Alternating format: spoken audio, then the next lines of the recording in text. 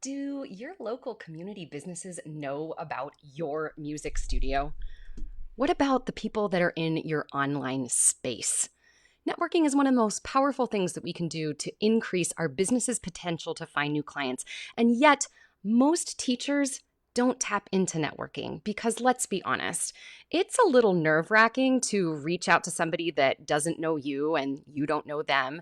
And then we start getting into this imposter syndrome thing where we think, oh my gosh, if they didn't email me back, that means that they didn't like what I had to say, or that maybe they just don't like me. Maybe they've heard bad things about me. And we start spiraling in this conversation inside that really has nothing to do with the truth. So what we're going to do today is we're going to talk about how we can harness the power of networking and how we can be persistent in our efforts to network so that we can make great business relationships, increase your ability to grow your business, and network with really cool people. So if you are ready to learn how to network with me, please be sure to say hello and good morning. Let me know where you're tuning in from. I'm so glad that you're here because your studio deserves to have a fabulous network. So today we're going to go through 3 tips that will allow you to tap into positive networking. And I'm going to share some stories about how networking has influenced different people's studios. And I'm going to share a little story about persistence that I just learned today. So great to see you guys here. Hey there, Michelle Travato is here. Craig is tuning in from Houston. Karen has missed the last couple of weeks. Nice to see you, Karen. And then Chelsea's tuning in from Denver. Nice to see you all. Thanks so much for being here today. So the topic is persistence pays. Networking in your music studio. We're going to go through 3 tips today, but before we get to that, I just want to say welcome. I'm so glad that you're here. My name is Sara Campbell. I am a business strategist, mindset coach, and marketing coach for music studio owners and online education experts just like yourself. And every Wednesday we go live where we talk about those topics. So let's get to it today, shall we?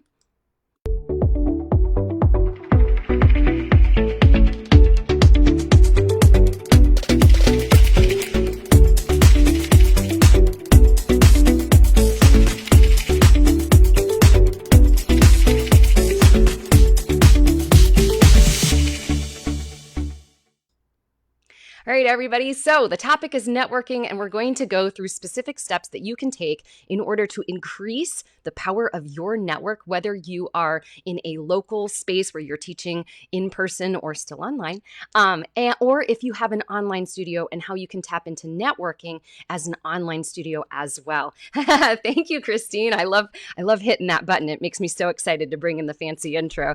So we love to learn out loud here. If you hear something that you think is like, ooh, that's really cool, I'm going to implement this, give us a hashtag takeaway here in the comments and let us know what you're going to implement, or let us know what that aha moment was for you. I do, as always, have the Savvy Sara bot set up with show notes from this broadcast. So if you'd like to get a hold of the show notes from today and some links that I'm going to send you, you're going to put a network below and she will send that to you on Messenger. And I'll remind you of that later on in this broadcast. So drop that network if you're interested in getting the show notes today. Hello, Leishan. I am in, she says, I'm in Tacoma. I am in West Middlesex, PA, which is just about an hour north of Pittsburgh. And it is raining cats and dogs here today. It's going to be really, really interesting. Okay. So if you are here and you know of a teacher friend who could benefit from joining in on this conversation, please be sure to let them know that this is going on. You can invite them to join us. The more the merrier. You guys know that we love to learn out loud. So let's get right to it today, shall we? Okay, so our first step when it comes to networking in our studio is making the decision to be brave.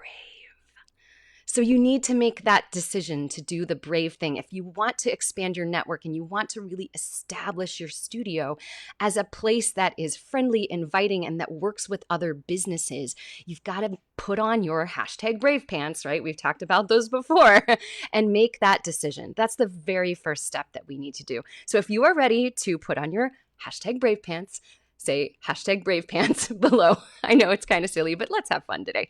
So once you've decided to put on your brave pants, then you're going to take the first step. And I'm going to share some stories as we go throughout this here today. The first thing you need to do is to identify your target network. So I want you to think of your local community and all of the different small businesses that might be around you that you could possibly network with, maybe partner with, maybe collaborate with, or just support. And one of the easiest ways to do this is to figure out, where do your students spend time? So if you're not sure about what businesses you might be able to network, a really great tool is to poll your students or just ask, So we're coming up on this new school year and students are starting new activities, right? Like my niece is enrolling in dance lessons, which she's super psyched about. And it's a great time of year to ask your students like, hey, what new hobbies are you getting into this year? And ask them where they do those things. So if you find out that you've got a family who has 2 girls enrolled in a dance studio, reach out to the mom or dad and ask them, hey, could you tell me about the dance studio that your kiddos are enrolled in? I'd love to know more about them to see if I could support them in any way. So, I see lots of brave pants in the comments here. Deb's got brave pants. Lisa's got brave pants. Jennifer Campbell has brave pants. Craig says his brave pants are getting a little worn out. I feel you, Craig. So we start by figuring out, like, where are our clients spending time? What are the businesses that they're already spending their money at, spending their time at, and that they already love? So if you don't know that already, you start by having the conversations and make a list. Make a list of the places that your kids spend time. So you may find there are dance studios. Maybe there's a karate studio, if you were like me as a kid. Swimming programs. Maybe they take art classes. Maybe they have a younger sibling who's enrolled in, those little like super tiny, cute kid music classes where the moms go with them. Maybe they're enrolled in something like that. So get an idea of where are they spending time and make a list. That's your first step. Oh, look, Kathy gave us the pants emoji. This is fantastic. It's time to get back the brave pants. So you're going to make a list of all of these potential places that you could network. And if you want to take it a further step, just start doing some Google searches. So say like dance classes near me, or art classes near me. If you are a piano teacher, maybe you want to look for voice lessons near me, or vice versa. You want to find different places that offer services that are somewhat related to yours, but maybe a little bit different, and you want to see how you can network. And if you want to be really crazy freaking brave, you're actually going to look for people who do the same thing that you do.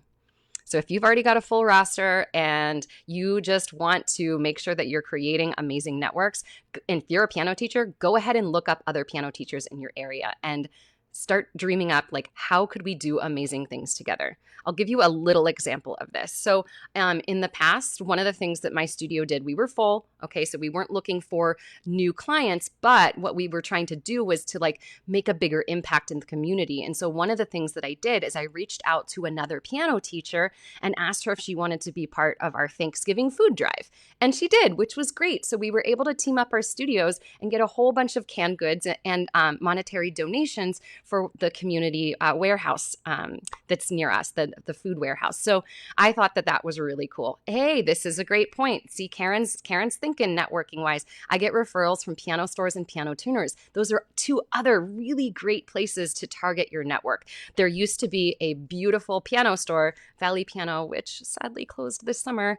And they used to send me referrals all the time. And it was just a great relationship because I bought a giant grand piano from them and they would send me referrals to students and I would send students to them to purchase pianos. So it was a fantastic relationship. So you're going to identify your target network. That's first. So if you are listening right now, if you are live with me, or if you're watching this on the replay, don't be afraid to jump in on the conversation. I always come back and check the comments and have a combo with you.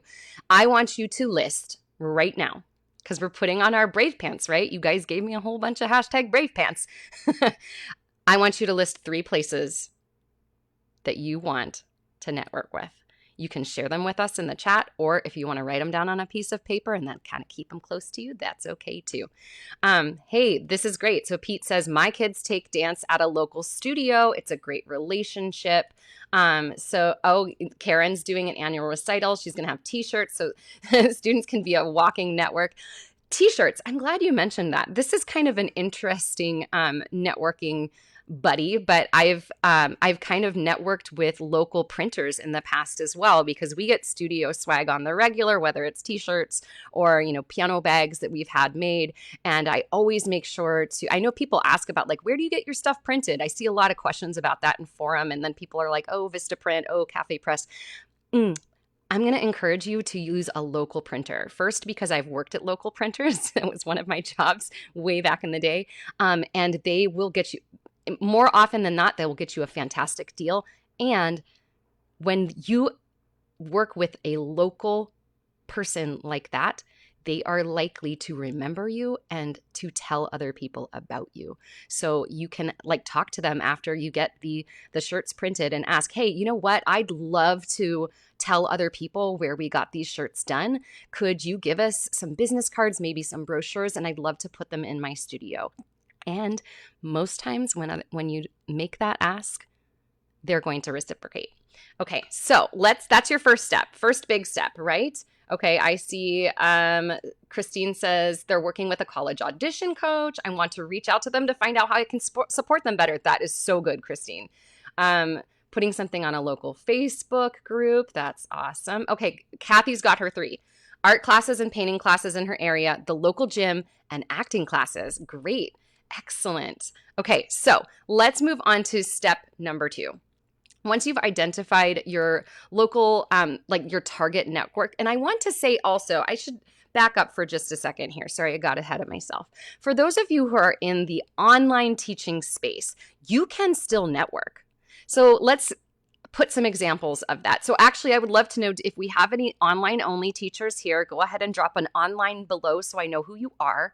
If you are an online teacher, you can network with other teachers who teach other instruments. It's a great way to support one another. So find a guitar teacher, find a piano teacher, find a voice teacher, reach out to them and let them know, hey, you know what? I saw that you have a fully online studio. I do too. And I sometimes get requests for guitar, but I teach piano. I'd love to know if your studio is currently taking any clients, or if you have a wait list they can go on, and I'd like to send them to you. So, okay, I see like Jennifer's online, Erin's online, Chelsea, and Michelle. So Michelle, that all 4 of you guys there, and Pete, you're online. I know that, right? And the local network is still important. But for all of you thinking about, could I network with, like, find another studio whose values are in line with yours and who you like their vibe, and reach out to them and ask if you can send them students, and most likely they will reciprocate.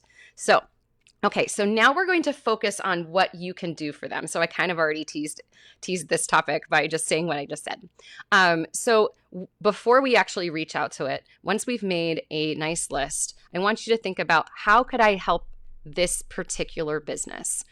Maybe it's just telling them that I would like to have your business cards in my lobby. Or maybe if it's an art studio, maybe you can have some type of a music and art event, or, some type of collaboration where you can put your 2 brains together and come up with something that's pretty unique and that will be exciting for the community. So there's all kinds of ways to collaborate and to serve the businesses that are in your local area or in your online network. You just have to think for a second, how can I best serve them? And I know that feels weird, because the point of networking, we think, is like, okay, I want to network so that they will send clients to me. But we need to start from a place of service. Because if we start from a place of service and we figure out what we can do for them, then it's going to help them realize what they can do for us in turn. I love this. Local art walks or the farmers market. That's a great idea. Yes, Karen, local school districts and music teachers. Exactly. This is fantastic. So you want to focus on what you can do for them. Let me give you some examples. So I was working with a voice teacher last month who was new to her area and she wanted to like increase her network. And so one of the things that we did is we sat down and we focused on, okay, where are all the different businesses that you could possibly reach out to? So we made a big list, and we discovered that because of what she specializes in as a voice teacher, she works a lot of musical theater, that partnering with dance studios would be a natural thing for her to do, because there are a lot of dancers who are actually singers and who need extra support in navigating being a dancer and a singer, because voice teachers know that's not always easy. So what she did is she made a list of all the dance studios. Well, first, she decided to do the brave thing, right? She decided to do the brave thing. She made a list of all the studios, and then she thought about what she could do to serve them. And she reached out and contacted each one of these studios. And at first, I'll tell you, she didn't get any responses. But guess what? We're going to get to that in number 3. So I'll tell you how the story ends in just a moment here. And I've got one more story at the end to share with you. So she did the brave thing, and she reached out to people, and she offered what she could do for them. She thought about, how can I best serve them and their clients? I'm going to tell you what happens in a second. So make a list of all of your places. And then next to each name, I want you to think about, how can I best serve them? Is it listing them on your website? Is it getting business cards from them? Is it actually supporting them by you saying, I'd love to order some t-shirts from you, or I'd love to schedule an art and music class for my students, and let's have a chat about how we can support one another. Make a list of all of those things. Maybe if you're reaching out to high school directors and band directors and things like that, one of the things that you could do would be to offer to come in and do a workshop, run a workshop about why it's important to understand the piano if you play another instrument.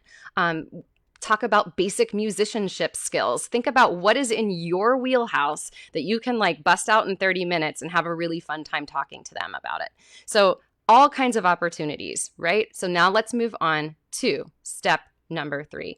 Oh, I love this. We've got our first hashtag takeaway. It's from Pete. He says, collaboration. Yeah, it's all about collaboration and creating this strong network. So once you've focused on what you can do for them and you've made the list, you're going to move on to item number 3. And this is where the brave pants come in. So you've already put on your brave pants. Now it's time to connect and follow up. And this is why the title of today is Persistence Pays.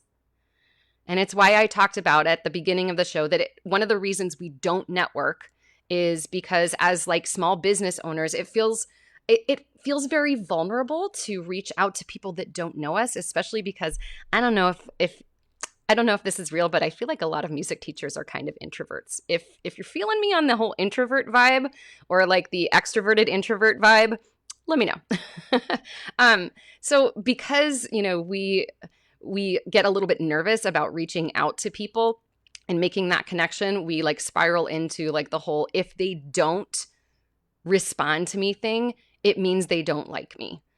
Let's just dispel that myth right now, because I want you to think of all of these businesses, right? So, think about the businesses and individuals that you would reach out to: dance studios, art studios, music directors, choir directors. When you're reaching out to those people, first and foremost, just know that they're probably really busy and they probably get a lot of email. And side note, you don't have to reach out via email. You can actually call people and pick up the phone if that feels good to you. I think phone conversations are fabulous. So we want to connect with them, and then we have to remember that we're going to need to follow up. So you can come up with some types of templates that can be edited and personalized, so that maybe you have a talking script or you have an email script that you typically work from, and then personalize it to that specific business. And then you're going to need some follow-up templates, because sometimes, if it's not something that is going to immediately give them like a result or things like that, they will take that email and they'll kind of just shuffle it off to the side, and then it gets forgotten. And so it is really powerful to spend time figuring out, how am I going to follow up with these people? So simple follow-ups, right? They don't have to be like something where we're apologizing or blah, blah, blah. No. You guys saw the post about apologizing earlier this week. If you saw the post about apologizing, let me know. I thought we were having a pretty cool conversation over there about over apologizing. So in this follow-up, you're just going to Say, hey, I just wanted to check in if you had a chance to read the email that I sent you earlier. I'm really excited about collaborating or about potentially collaborating with your, business name, insert there. If you'd rather talk about this over the phone, here's my phone number. And you're going to send that if you don't hear from them after a certain number of days. And if you really want to network with that person, you're going to send a third follow-up a couple days later. And you're going to be specific about saying that you're not going to be bothering them after that to say, hey, just my final check-in to see, no, wait, we're not going to say just because that has an apologetic tone to it. I wanted to send a final check-in to see if we could maybe schedule a time to chat. If you're too busy right now, I totally get it. Maybe I can circle back in another month. So just being friendly and being honest that you know that they're busy is really, really powerful. If you are feeling this, show me some love right now. Give me some hearts. Give me some thumbs up. Let me know that this is resonating. I'm seeing another takeaway here. This is from Michelle. She says, persistence. Excellent. And I see that there are a lot of introverts and extroverted introverts in the crowd. Haley says, I put off emailing public school teachers for months, especially because some of them teach their own students, but I got a bunch of responses the same day from teachers who were excited to refer me. Haley, that's amazing, right? So you put on your brave pants and it paid off. Right? The persistence pays off.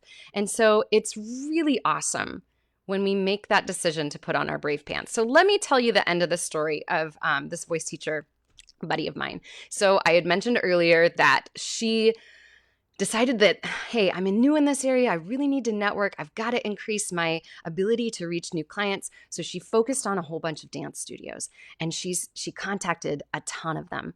And many of them she didn't hear back from. And yeah, she did have to send out follow-ups. And then the magic happened.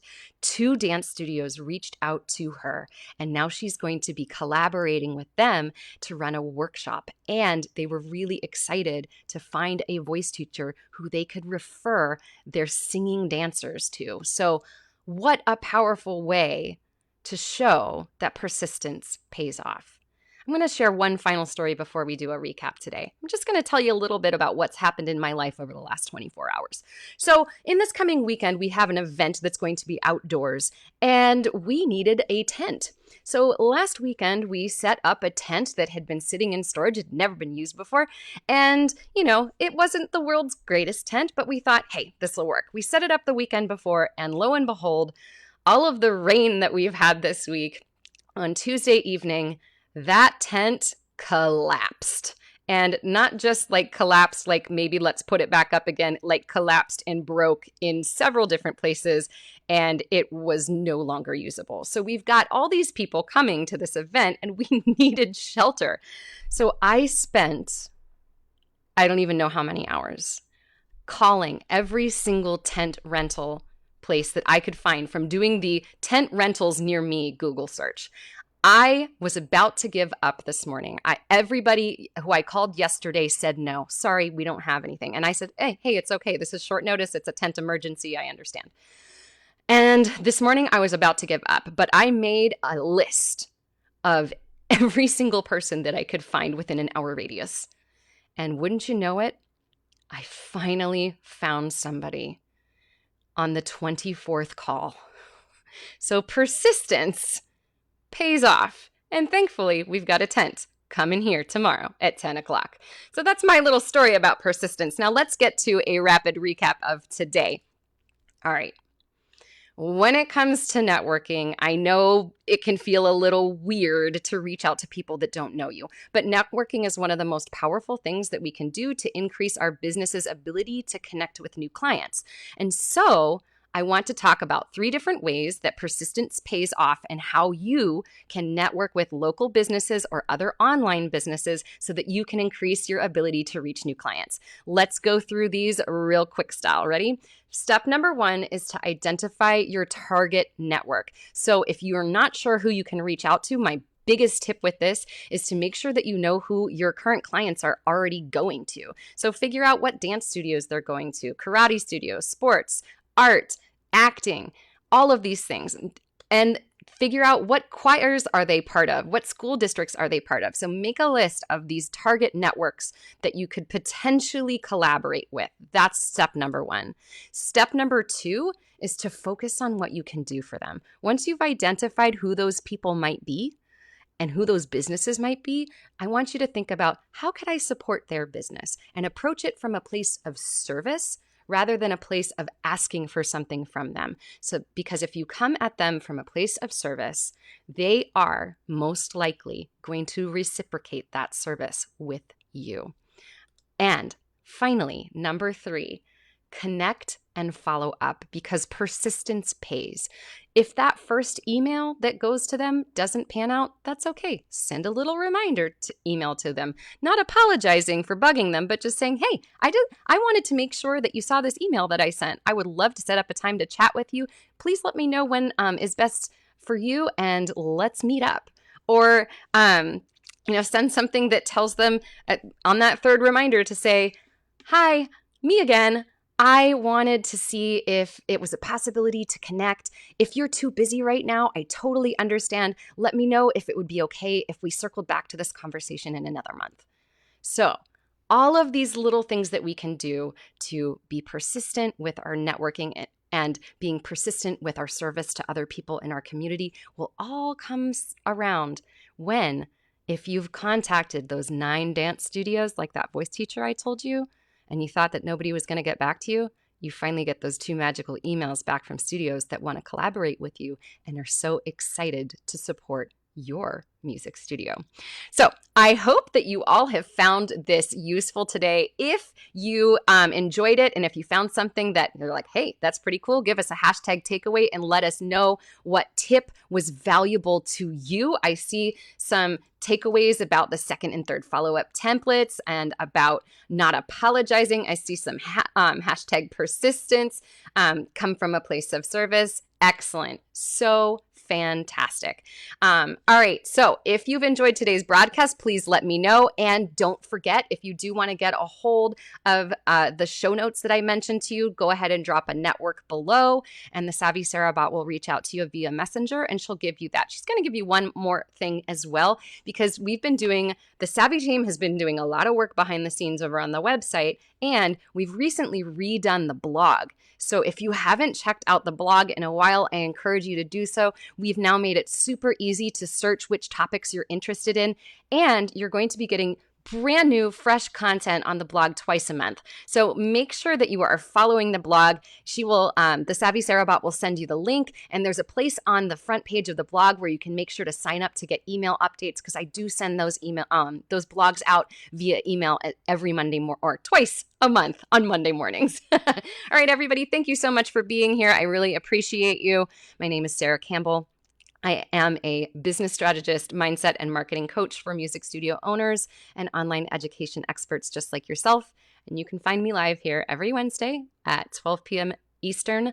And I hope that until next week, I hope that you will stay savvy and stay you, because I think you're a pretty amazing teacher, and there's no one in the world quite like you.